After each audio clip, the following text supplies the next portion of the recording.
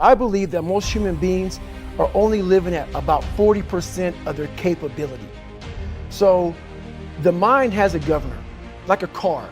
If you're driving a car and the car has a governor on it, the car may say 130 miles an hour, but the governor is set for 91. Once that governor sets in, you get to 91, that car starts doing this. The car wants to go. The car wants to go, but that factory said, we're not going past 91. We have a factory, a nice governor in our brain, and it's a survival mechanism. It protects us from pain and suffering. The second we feel that, our mind says, oh no, this isn't fun. We should back off. We should sit down, find something more comfortable. And there's something about the mind. The mind has the tactical advantage over you at all times. At all times of your life, the mind has a tactical advantage over you. Why is that? It knows what you're afraid of. It knows your insecurities. It knows your deep, dark lies. And it starts to push you away from that. It pushes you in a direction that is comfortable. The mind controls everything.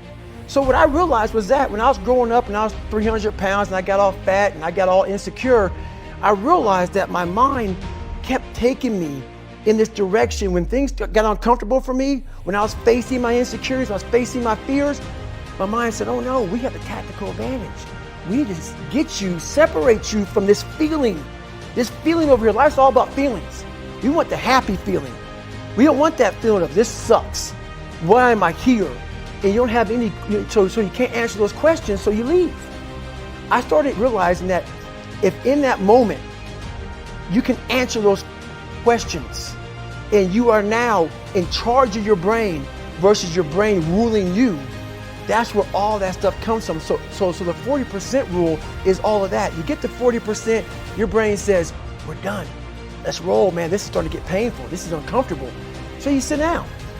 You have to figure out ways, and everybody's different. That's how the book kind of talks about, like we all have these things about, 5 steps to this and 4 steps to this. It's a lot more than that. It's a practice that you have to, it's a habit. So if you know that at 40%, I'm feeling pain. At 40% I'm feeling pain. That's where the 40% rule kicks in.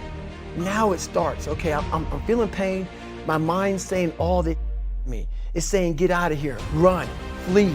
The fight or flight kicks in. Okay, we're done. We're not good enough.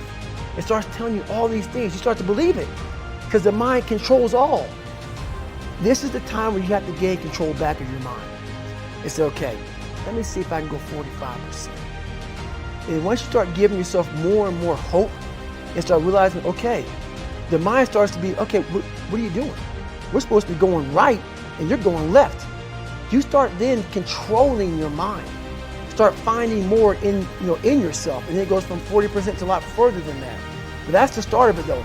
Get to the spot where your mind is saying stop. Wherever that is, you gotta get there first, and then that's when that starts to work for you. You gotta control yourself in that moment.